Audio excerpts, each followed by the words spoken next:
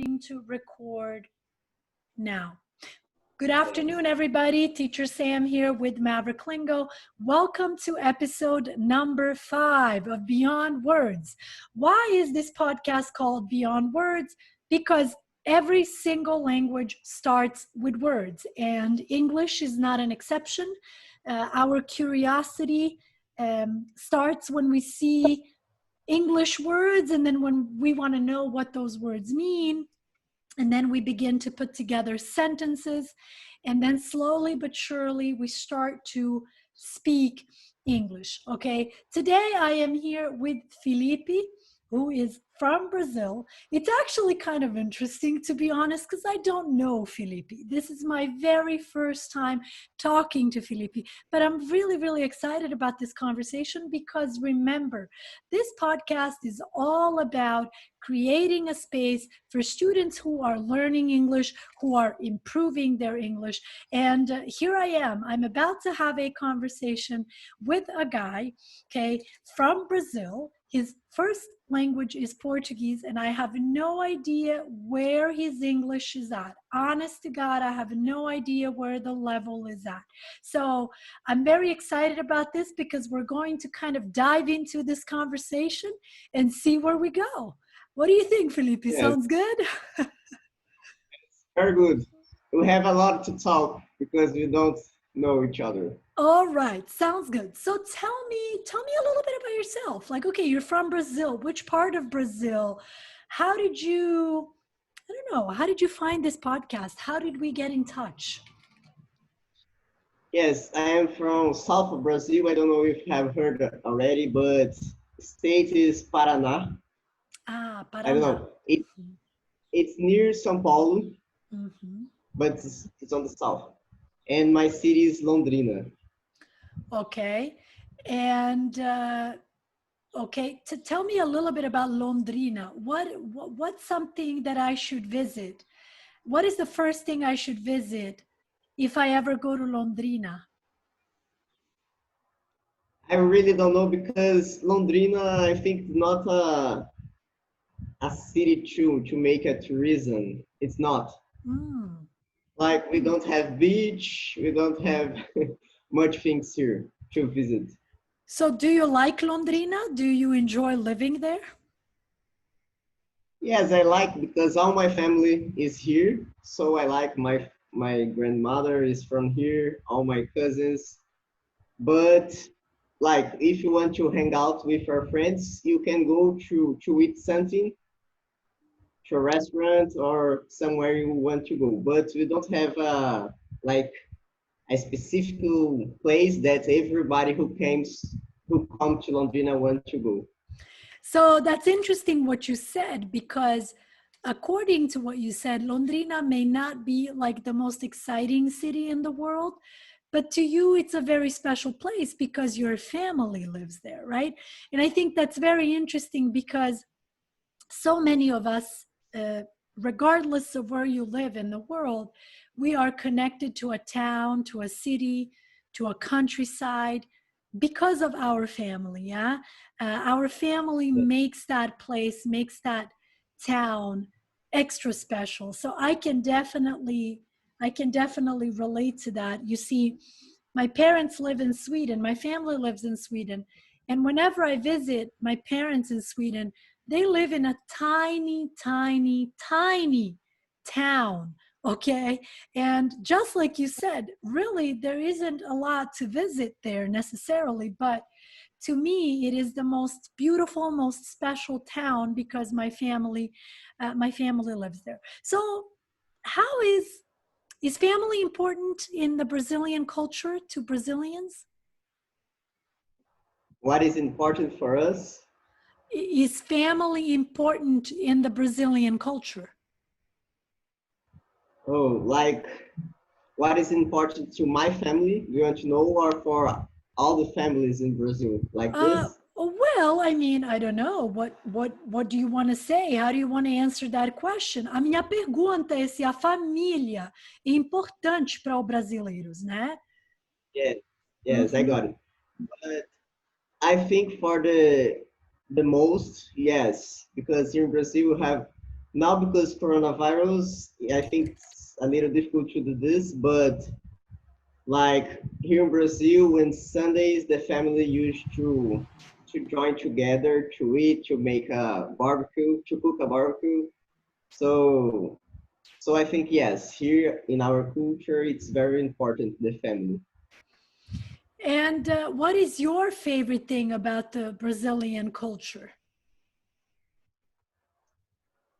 I think the Brazilian culture, I want to be modest, but I think the Brazilian are very kind. Like Mm, maybe I don't know you, but I can meet you on the street and you start a conversation, mm-hmm, and no problem if I don't know you, we can talk. mm-hmm, And I sometimes I notice that in other countries, the people is a little more, maybe I can say cold, like they don't like to talk with people that they don't know. And in mm. Brazil, no, the most part of the people they like to talk. Like if I am on the bus and I sit next to some person I don't know, I can start conversation very easily. You know, that's very interesting what you're saying because I have had exactly that experience with Brazilian people here in Los Angeles. In fact, I'm going to say maybe about 5 or 6 years ago, I didn't know a word of Portuguese. I didn't know a single Brazilian person. But about 5 or 6 years ago, I was introduced to many Brazilian students. And through these students, I started learning Portuguese and I also started learning more about your culture. And I agree with you 100%. So far, every Brazilian that I have met has been very warm, very kind, very hospitable. We like to use this Yes, adjective in English. You know, people within a culture are hospitable, meaning exactly what you said. You know, if they see you out on the street, they'll start a conversation, they'll invite you to their house, and the table is always full of food. Whenever I go to a Brazilian person's house, there's plenty of like, food. Yes. and talking about it, sometimes I talk to people from like United States or another countries, and I make a joke, and I don't know if I should because Mm. I don't know their reaction. Because in Brazil you can joke and no problem, but I think when you're talking to people from another country, you need to be more. You need to think more before you say something. So that's super interesting. Okay, do you think that people's sense of humor is different depending on the language that they speak? Yes, I don't think the language, but I think the culture of the country. Mm, very Because interesting. because in Portugal they speak Portuguese, but the difference is the culture, not the language. I see. I see. Yeah, I'm very happy that you brought this up, this idea of, humor and jokes, because I think a lot of these things get misunderstood between people. Sometimes exactly what you said, what is considered to be offensive, maybe in a language or in a culture, is not necessarily offensive in another culture, right? Mm-hmm. But even here in Brazil, we have different cultures, and I don't know why I don't know if I'm right, but Mm-hmm. I already noticed that when you are in a place, a hot place, a warm place, Mm-hmm. the people used to be more kind. Mm, And when you are in a cold place, the people used to be more like close. mm, I don't know why. But even here in Brazil, like if you go to a South Brazil, the people they are very different from like Amazonas or from a place that is hot. I don't know if the weather has something like I don't know if the weather makes the people more happy or not, but I have noticed that when the people are in a hot place, they used to be more happy. well, I mean, some of my students from Curitiba, I noticed just a little cultural difference. Again, I love all my Brazilian students, but I noticed my students from Curitiba, for example, are a little bit more like more shy. They are a little bit more introverted, right? So we use the adjective to be introverted when someone is a little bit more timid, a little bit more shy, doesn't talk too much. And then we use the adjective to be extroverted when someone is very talkative, likes to talk, is very open. So I think that's interesting because I have experienced that as a non-Brazilian. I have definitely experienced this with Brazilians. And as someone who has lived in several different countries, I think you might be right. I think it depends Yeah, on the region, you know? Mm-hmm. and and I was talking to my mother about this because I think it's very interesting the weather, how the weather can make you sad or make you happy. Mm, And she told me that she was reading, I think, a magazine that some scientists told that in the countries that the weather is colder, the people used to be depressed mm, more than in countries that is more hot. mm, Like if you see the Europeans people or the Africans people, the Europeans people are more depressed than African people mm. because the cold weather. Well, yeah, yes and no.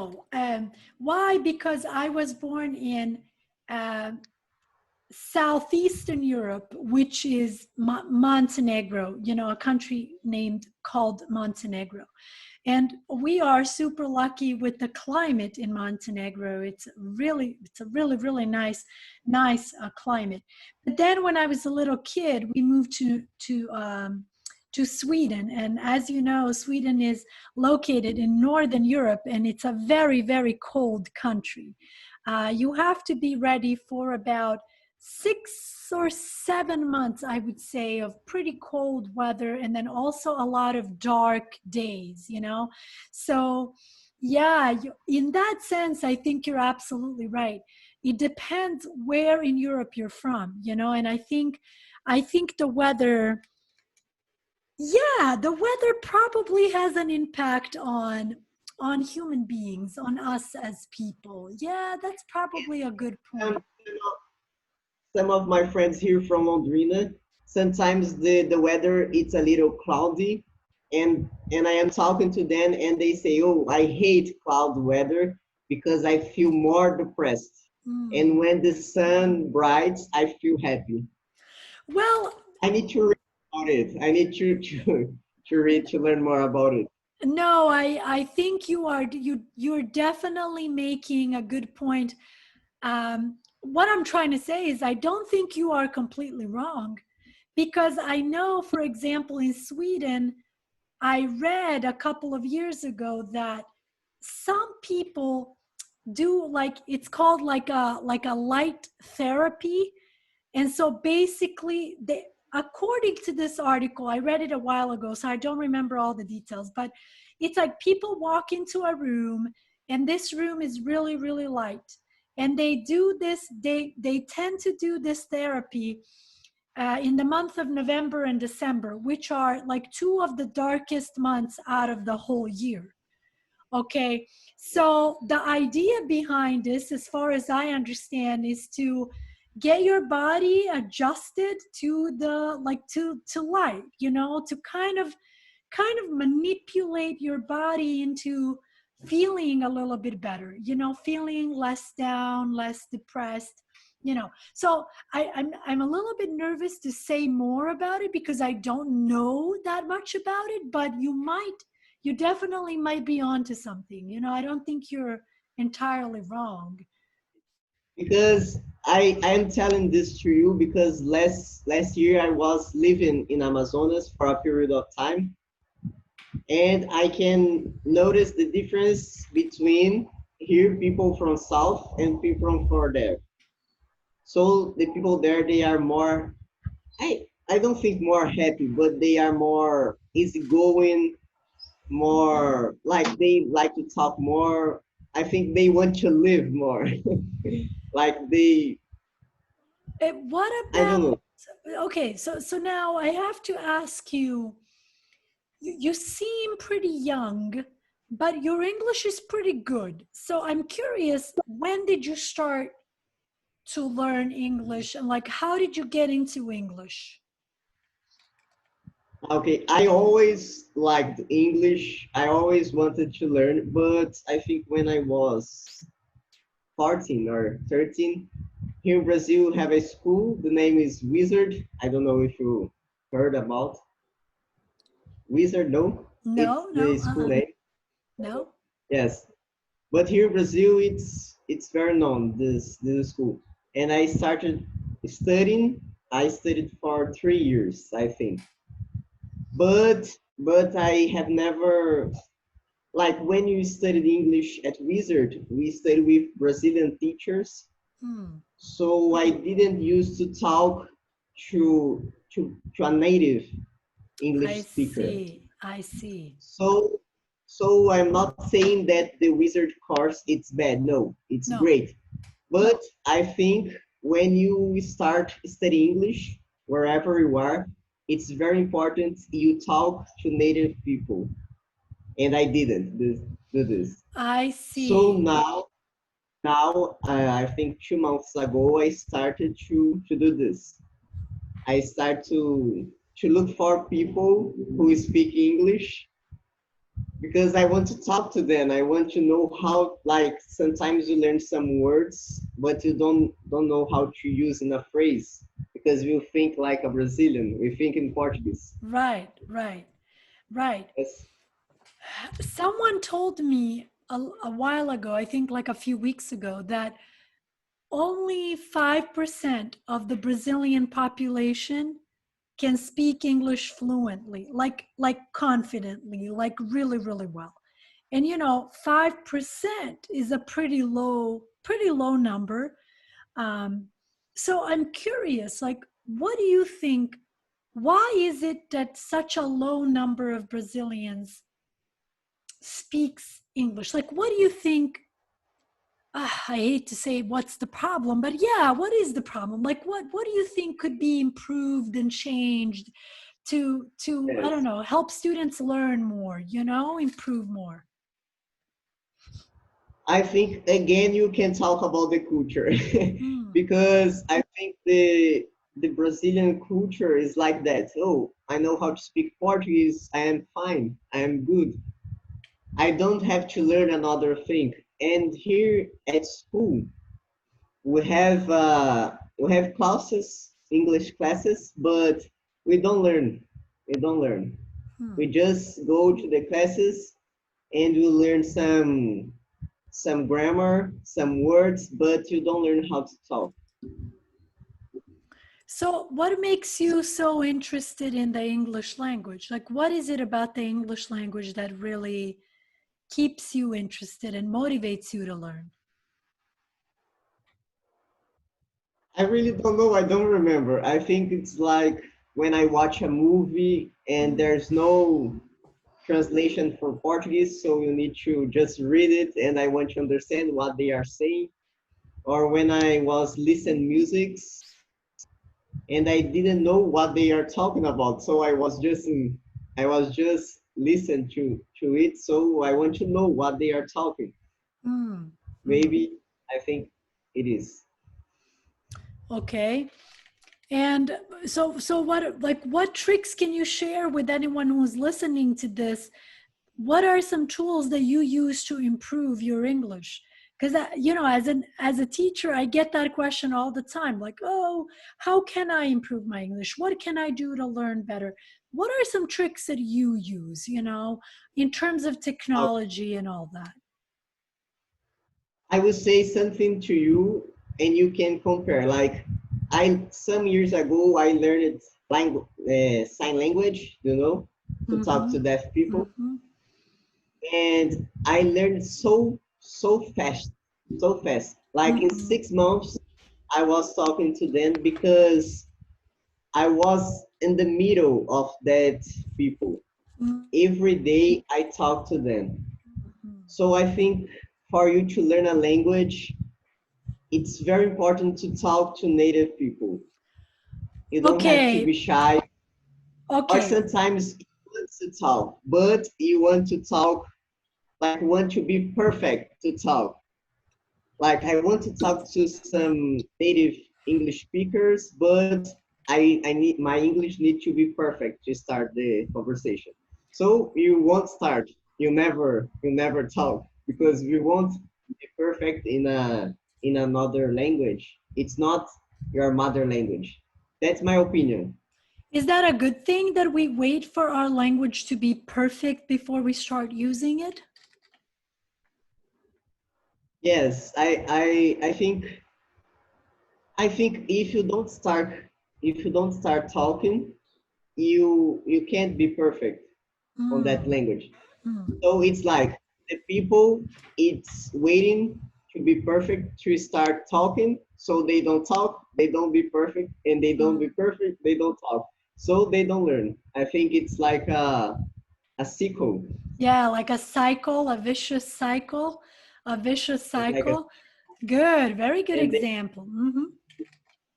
very difficult to learn this in this way. Well, I mean, I feel like I've mentioned this several times in my other episodes as well.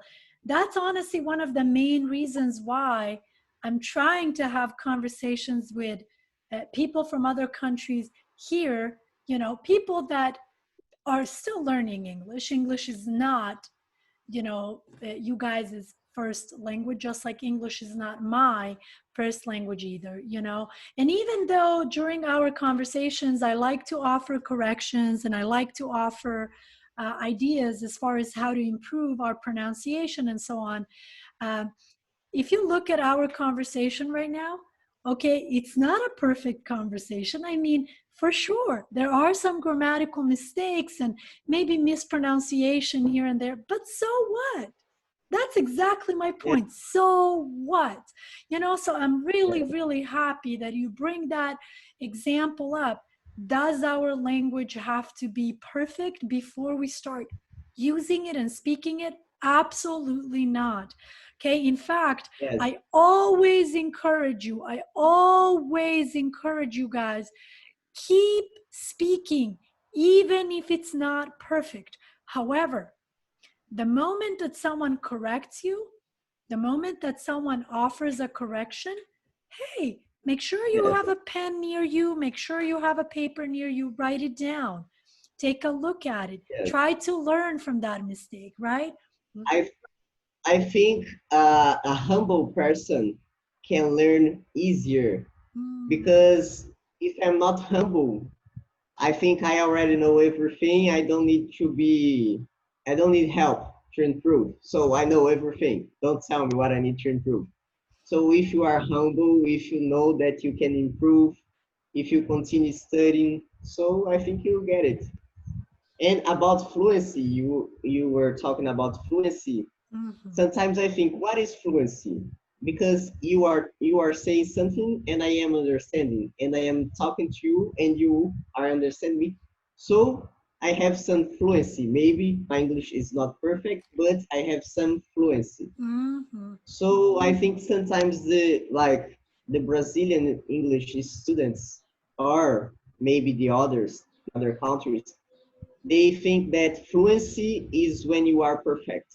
mm, But I think there is levels of fluency. mhm. Maybe you are fluent, you are not perfect, but you can understand, you can say what you want, so you are fluent. What is your opinion about it? Well, I mean, I think it's a really, really good question, I think that there are probably two definitions when it comes to fluency. The standard definition is, people always ask, oh, are you fluent?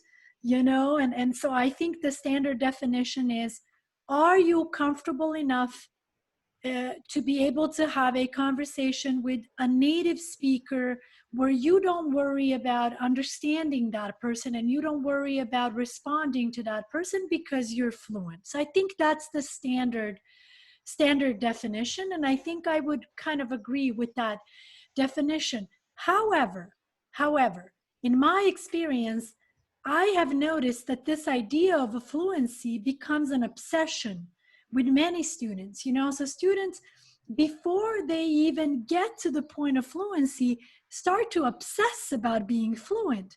And so again, in my experience, some teachers might agree, some teachers might disagree. Because of this crazy obsession of becoming fluent, and oh gosh, I've heard this a million times, speaking like a native speaker, and oh, I hate my accent. Because this becomes an obsession, in my opinion, this obsession creates a fear. Okay, and I think this fear blocks people from improving. That's why I'm really, really enjoying our conversation right now, because I think it's such a fluid conversation.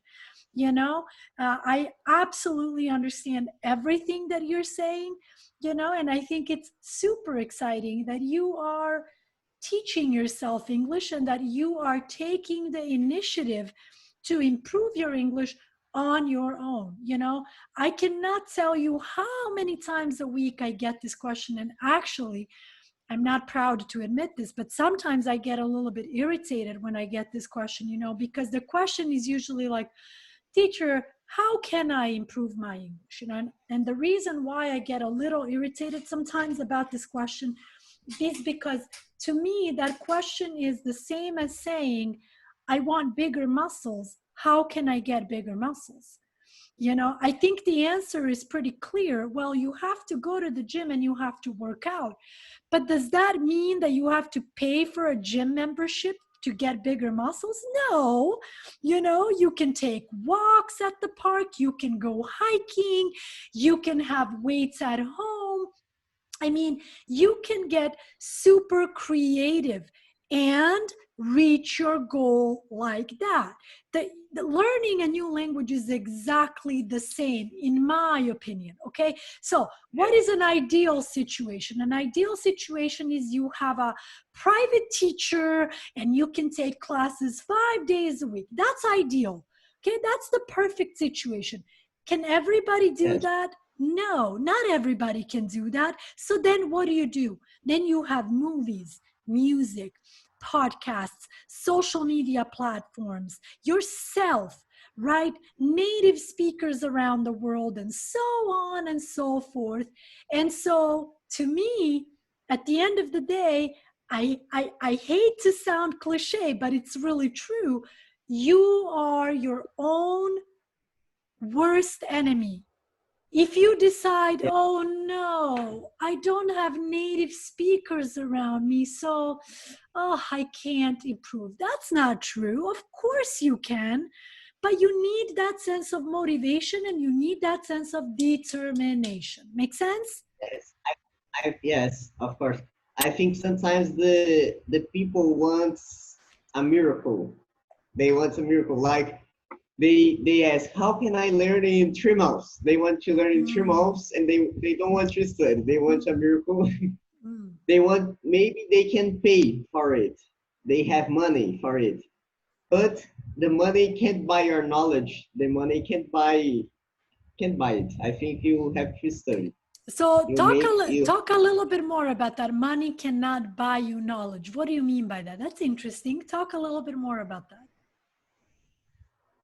maybe sometimes the people have money. They have money, but like they have money to go to a gym, but they don't want to go. They Mm. have money to pay for an English teacher, but they don't want to study. So the money cannot help them. So I think if you have money, you can use it, but you can make your effort too. I see. And sometimes you don't have the money, but you have your efforts and you do this without the money. So if Like you, uh-huh. like as you told, sometimes the people have money to attend English classes every day, That's very good. But if you don't have the money, you can do it by yourself. Excellent. Excellent. So what do you think? Why do you think what stops what stops many people from being like doing these things by themselves? Like what do you think is the biggest reason that stops people from learning, let's say, English by themselves? What do you think? I think like I will talk about me, my Mm-hmm. experience. Like Mm-hmm. if I say, oh, tomorrow I will wake up in the morning and I will run. If I say this, maybe when I wake up I am a little lazy and I say, oh, I won't. But if you call to a friend and say, oh, let's go to run tomorrow, and he say, yes, we will, let's. Mm. So next day when I wake up, maybe I don't want to go, but I remember, oh, I need to go because my friend he's waiting me. Mm. And maybe my friend he doesn't want to go too, but he remember, oh, my me I Felipe is waiting for me. So I do it for my friend and my friend do it for me. I So I think see. sometimes a person don't have a he don't care about himself, but he care about others. So I think it's easier when you have a friend, when you have some person to do this with you. Excellent. If you don't mind, one of the things that I like to do during this podcast is I like to offer some corrections, during our conversation, just just to make it a little bit, just to make this a little bit productive also, because so far it's really fun for me to talk to you, but I also want to make this a little bit productive for all of our viewers as far as improving English, right? So Of course. don't care. We want to be very careful with this expression because really we have to say he doesn't care. Why? Because we're Yes. dealing with the verb to do. And it's like, I do it for my friend, yeah, but my friend does it for me. Yeah, Yes, because it's the third person. that's right. Yes. That's right. I Yes. do, you do, we do, you guys do, they do, and he, she, it does, right? So I do Yes. it for my friend, and my friend does it for me. I also really want to make sure that we understand and remember the difference between native people and native speakers. Okay, so if you are in the United States of America, whenever you're talking about native people, you're talking about basically American Indians, okay?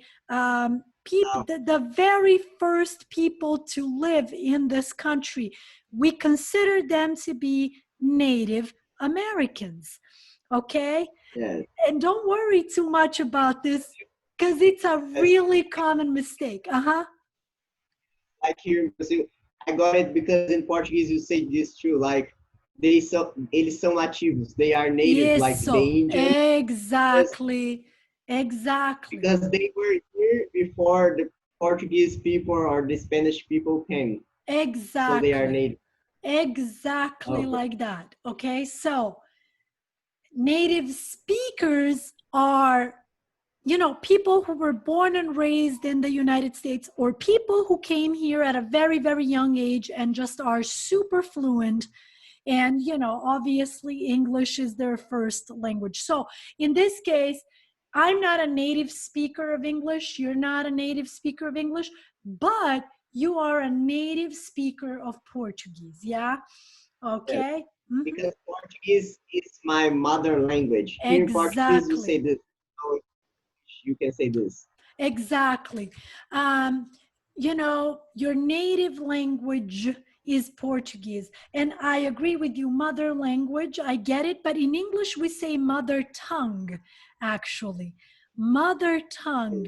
What? Now, I'm not saying that you can't say mother language, but it's more common to say native language. So my native language is Portuguese, and or my mother tongue is Portuguese or English or whatever it may be. Yeah. Okay. So, It's you good. know, these are, I want yeah. to say something. Uh, When I learn something, I I am very happy. Like if you teach me something in English that I didn't know, I smile because I get very happy. Well, I'm very grateful for that, and I love how you said earlier, you have to be humble in order to learn. I mean, you have no idea how much I agree with that. I agree with that 100%, because if I am offended by someone else's corrections, then why am I even trying to improve? Then I'm trying Yes. to improve thinking I'm the best all the time. No.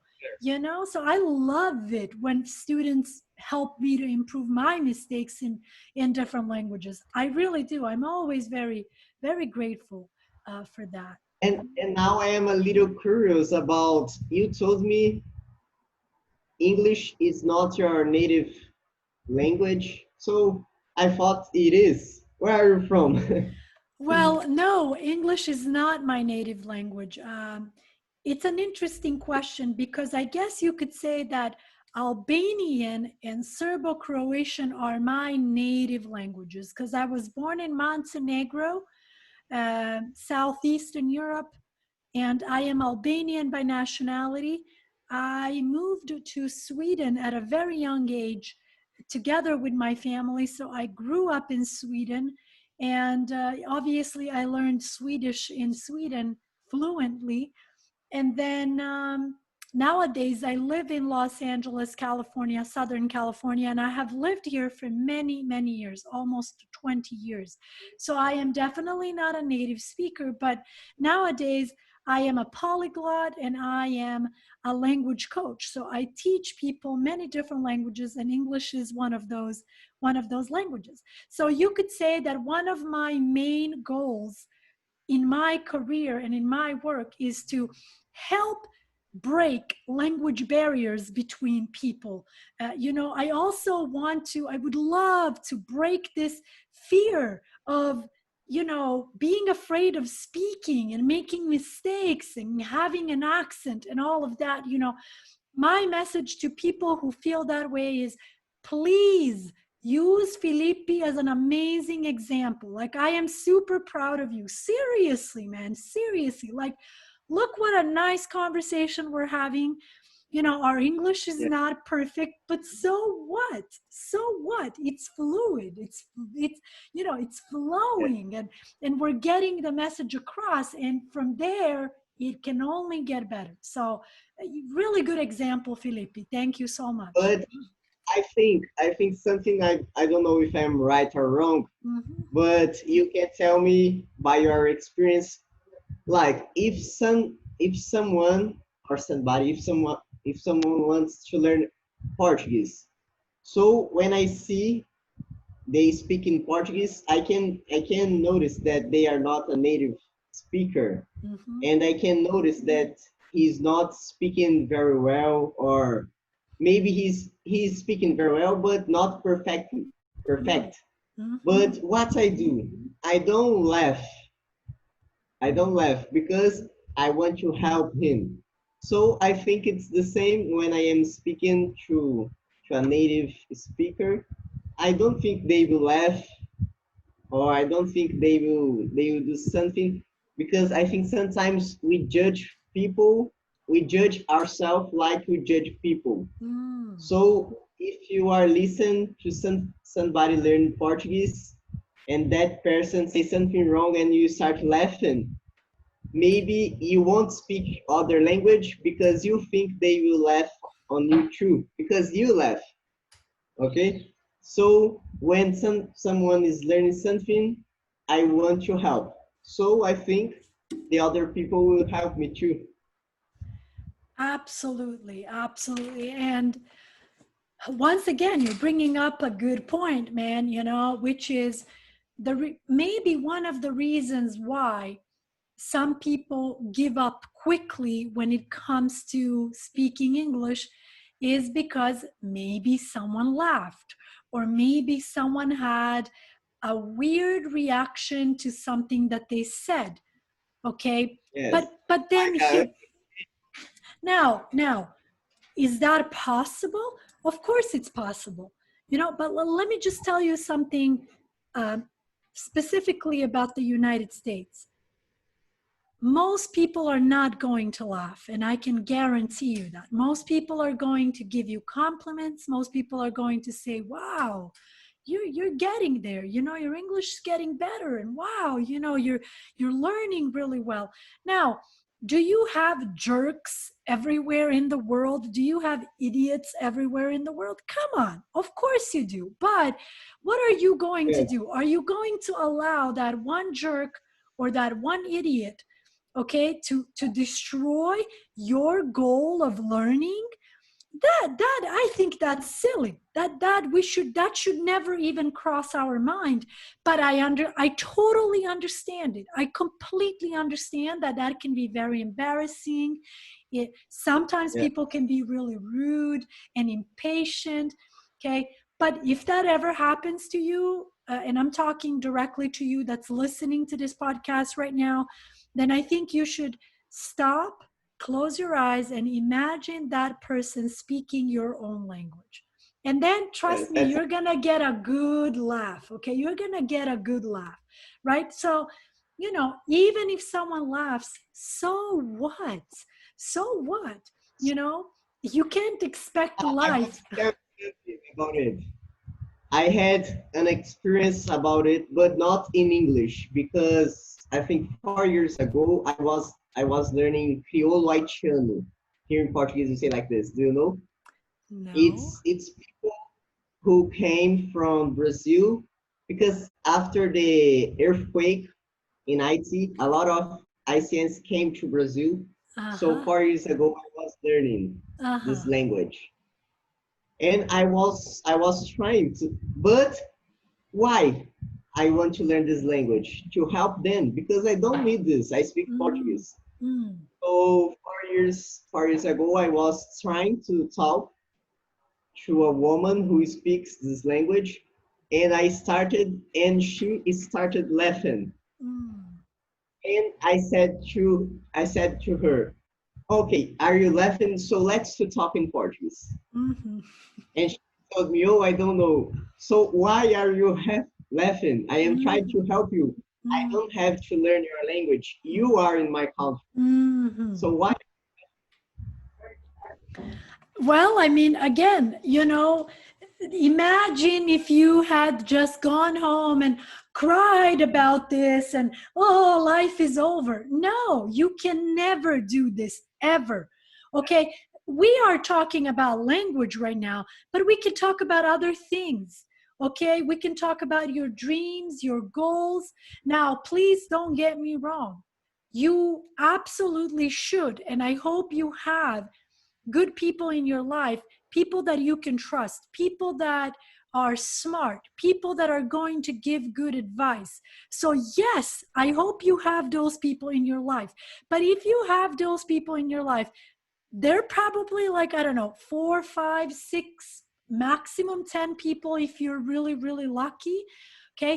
But you might get all kinds of opinions from different people about all kinds of things in your life. Oh, I'd love to become a movie director. Oh, I'd like to get into acting. Oh, I'd like to become an engineer. I mean, whatever. I'm just kind of throwing out ideas. How do you know what someone else is going to say about that idea? You have no idea.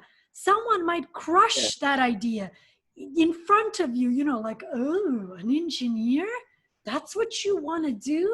Really? How long do you have to go to school for that? So what I'm trying to say is, before you start listening to other people, try to practice listening to yourself. Try to exercise listening to yourself. And I just released, I swear to God, I'm not saying this to promote or whatever. I'm just sharing, really. I just talked about this very, very shortly, very briefly on my podcast, on my other podcast channel on Anchor and Spotify. And I talked about this importance of individual thinking, especially in the 21st century, in 2020, where we have all these platforms, be it YouTube, be it Instagram, be it whatever other platform, where people are constantly throwing ideas at you, constantly. Yes. So the question is like, a year later, 5 years later, are you still there? Like the person that you are you still there? Or are you just constantly listening to what other people are telling you and want for you and so on and so forth? So I think we can connect this example to a lot of other important life decisions, you know? Different people have different opinions. And then don't forget, just because someone tells you that, oh, that's a bad choice for you, it doesn't really mean that it's a bad choice for you, because you don't know why that person decided that that's bad. Maybe that person had a really weird or really embarrassing experience with that, and now that person wants you to have that same experience. Do you know what I'm saying? You know, like, Or maybe that person already have tried that, and it was not good to her or him. So they say, like, if you want to learn English, and that person tried to learn English too, uh, but he did. So maybe she or he tell you, oh, English it's very difficult. yeah. Don't try this, because he didn't do this, but you can do it. Yes, yeah, absolutely, 100%. Or maybe that person always wanted to learn English, but has been too afraid to learn English. Yeah. And so now wants to subconsciously discourage you from trying, you know. It's And like I won't learn it, and you won't learn it too. exactly, exactly. And let me be very clear, you know, maybe it sounds like, oh my gosh, people are so negative, everyone's so negative. No, of course not, you know, of course not. But sometimes you can be in a room with 25 excellent, positive, amazing, encouraging people, like good vibes, and then that Yes. one negative person can just kill the vibe for everybody, you know. So it's really, really important to be careful with that. I love the way you dealt with that situation when that lady laughed. It's like, what are you laughing at? You know, you're in my country, you need to learn Portuguese, I'm just trying to help you. And then you moved on with your life. That's a good attitude. I like that. Very good. Very, very good. And talking about this, sometimes I talk to some people who is a native speaker, and I feel like, oh, I don't know nothing at all. I need to Mm, learn English a lot. mm, But sometimes I talk to another English speakers, and after we finish our conversation, I feel like, oh, I know English a lot, mm, because that person makes me feel like this. mm. So I think you need to find people who will help you to feel Of like course. like, oh, I Of am getting it. course. Of Can do it. course. Now, let me ask you this, just to kind of put things in perspective, because I think it's important to do that, as we are, you know, we are a platform, motivation only. I don't want any negativity at this platform. You know what I'm saying? I'm very clear about that. So let's say, you come to the United States and you are, let's say you're on vacation for a month or whatever, right? And let's say you are talking to Native American, I mean, native speakers, okay? People who were born and raised here, and you know, you're speaking English to them, right? And you guys are having this nice conversation. Now imagine if in that moment, that native speaker that you are having a conversation with in English, imagine if he or she could speak Portuguese the way you speak English. Would you feel proud of Yeah. them? Yes, of course, because I'm Hell not. yes, I would feel super proud of them. I would be like, wow. And guess what? Guess what? They would be so proud of themselves. They would be like, yes, I can talk, I can communicate. You get me? Right? they don't need it. They don't Mm, need. They have, like, I don't need to speak English. Of course, if I want to get a better job or something like this, but in my day life, I don't need it. My family speak Portuguese. All my neighbors speak Portuguese, so I really don't need it. I want to learn because I want it. So, like, if I go to United States and I find some people that learned Portuguese, I don't have to say, oh, you need to say it perfect. He's not Brazilian. He don't right, have. right. See, okay. See, I want to go back to what you just said about the English language. I want to, in English, we have this idiomatic expression, you know, it's like food for thought. It's an interesting Food. expression. Yeah, food for thought. Thought. Now, Yes, if I translate this directly to Portuguese, it makes no sense. Like comida para o pensamento, né? Ou para pensar, algo assim, né? So but what does it mean? Whenever someone gives you food for thought, uh, they want to give you something to think about, right? So I like what you said. I don't need English necessarily because in my environment, in my circumstances, Portuguese is more than enough. I mean, my family speaks Portuguese, all my neighbors speak Portuguese. So I want to go back to that why. Because if that's the case, then why even bother learning English? Okay, so I want to give you a little bit, like I said, food for thought. A couple of months yes, ago, I was doing some research around language learning and, you know, polyglots and so on and so forth. And as I was doing this research, I read something really, really interesting. Okay, I read that. Check this out. This is powerful. Okay, most of the information that exists in the world has been written in English or translated to English. So I want to repeat that yes, one more time. Most of the information that exists in the world has been written in English or translated to English. Now, when I, you know, after I read that, I was really, really shocked. Of course I knew that English is powerful. Come on. I think we all know that, right? But I think this word powerful took on a whole new meaning for me after I read that because I started thinking about it and I said, "Oh, okay. So now I have to connect the English language to knowledge and education, right? yes, Okay. In other words, if I just refuse to learn English because I'm okay with my native language or my native languages, then what does that automatically mean? It means that I am choosing to exclude myself from all that information that exists out there. And I don't want to do yes, that for myself. I want to be able to participate. I want to be able to be a part of that information. I want to be able to read it. I want to be able to have my own opinions about this, that, or the other. Does that make sense? yes, of course. And I want to tell you, sometimes like we are here on computer or in some app, and my family don't know how to read, and they call me, or some of my friends know, and they send me on WhatsApp. Oh, what does it mean?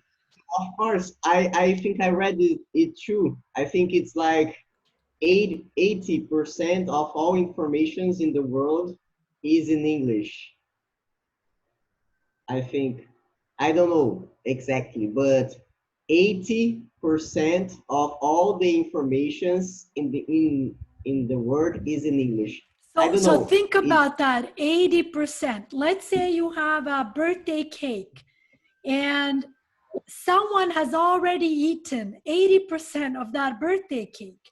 So what's left for you? A little piece of the cake, right? Okay, so it's extremely important for us to push each other and motivate each other to work on our English, and of course, continue to love, nurture, and respect our languages and all the other languages out there. At the end of the day, if you ask me, the more languages that you can speak, man, more power to you. More respect you have for me. I guess I was specifically talking about English and what makes English such a powerful language. You go on YouTube and all these videos are, these TED Talks and so many podcasts that are in English, and it's absolutely amazing how many of those podcasts have influenced me in a really good way. Maybe a book was mentioned in that podcast, and I went and I bought that book, and then I read that book, and then I'm like, okay, interesting perspective. I've never thought about this before, right? So I definitely think that the idea of humility, which you talked about earlier, is absolutely connected to knowledge and our willingness to learn, remembering that we'll never learn everything. We don't have enough time to learn everything, but we should try to learn as much as possible. So And yeah. I think not just knowledge, but we can talk about a lot of things. Like now that I'm talking to native speakers, I can have much friends that Brazilian people cannot because they cannot talk to them. So I Right. think when another language, you can learn more, you can have more friends, you can travel more. Because if I can't talk to you, we cannot be friends, right? So Exactly. when you learn another language, like in Portuguese, you say abre o leque, in Portuguese, you say. So you have more things to do, have more friendship to make. Is it kind of like a wider perspective? You have a Yeah, wider perspective of maybe the world. You understand things better, and I don't know, man. There's, in my opinion, there's never anything wrong with that. You can only grow from these things. Now, obviously, in the process, get to know yourself, decide who you want to be as a person, for sure. But um, sometimes I think people just can be so stubborn and, oh, these are my ideas, and then these are my ideas, and they just don't even want to listen to each other. And I think it's always a good idea to listen to each other. We may agree, we may not agree, but we can yeah. learn from these things, for sure. And something that I was thinking about is like today it's easier to learn another language because Mm, we have Zoom, you have mm. internet. But I was thinking about that people who lives in a age that they didn't have internet. How did they learn? So it was very difficult. Like if I want to learn English, I think only I have is the books, or I need to travel to a place who speak English. But now we have the internet. We don't you don't have to go on the street to learn English. We can do this at home. So I And think it's And I mean, I can definitely give you a real life example of that. When I was a teenager and absolutely in love with the English language, we had no internet. We really had no internet.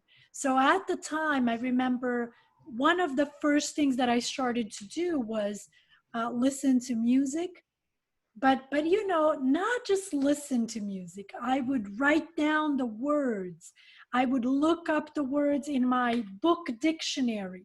And if you think about it, I could look up the word and I had to kind of guess the pronunciation. Of course, like in every dictionary, the words are kind of transcribed so you can sort of guess how to pronounce it, but it's not like today, where you can pull up your phone, pull up you Google, can ask. you can put the word on the Google Translate, and you can. Exactly. Exactly. Exactly. So, like, not to brag, but I feel like if we had had, this type of technology and these types of resources, and by the way, I'm talking about free resources. When I was a teenager, I probably would have been fluent in 20 languages by now. I kid you not. Like, I would have just loved every second of it. So anyone out there who is kind of like, oh, I'm not living among native speakers. Oh, remember, those are just excuses. Those are just excuses. And by the way, you might want to know, how did you get in touch with Felipe? How did this podcast happen? I'll tell you how. He contacted me and he asked me to do this. I swear to God. Okay, so I'm using this as an example because he took the initiative. He didn't wait for perfect English. He didn't wait for the perfect opportunity. He approached me, and then I said, absolutely, let's do it. Why not? Okay, so look what a nice conversation we had. Look what a nice, seriously, what a nice fluid conversation we had. Imagine if he had kind of, I want to do this, but man, I don't know. That Yeah. you stop I think yourself. yes, it can happen. It can happen. So I think to learn another language or another thing, it's very important.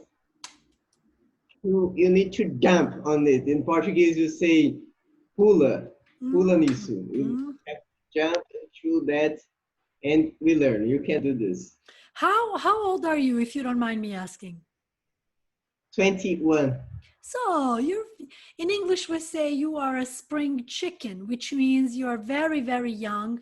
Okay, and that's Yes. fantastic. That is fantastic.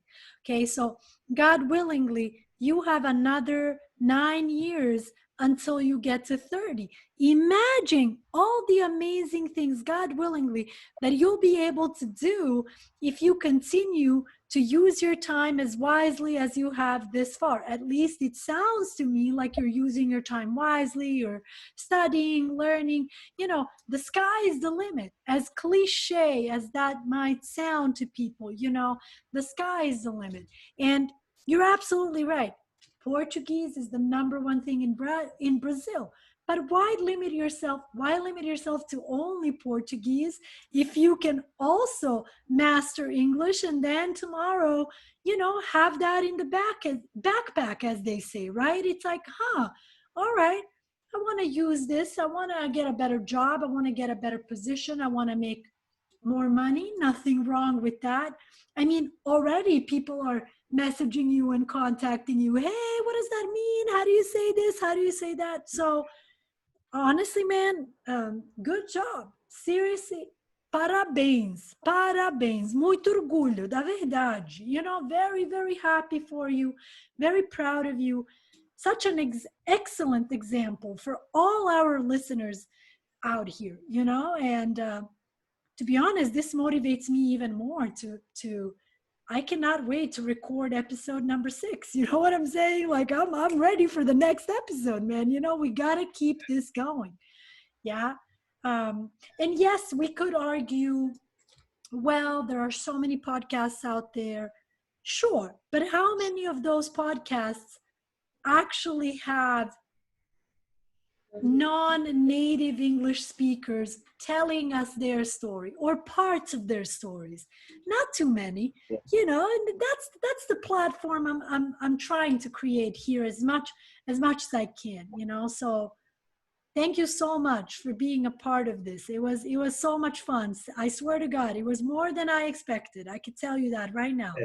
Seriously. It was a pleasure for me. And whenever you want, I can come back. You are already going to be a comeback guest for sure. And I'm sure that our listeners agree. I know that before we started, we said we're going to round it off at an hour because of some meetings that are coming up. But give us a couple of weeks and we'll bring back Felipe, again, I want to talk more to you about the educational system in Brazil. I want to talk about your educational plans, life in Brazil a little bit more, and so on and so forth. I'd love to dive into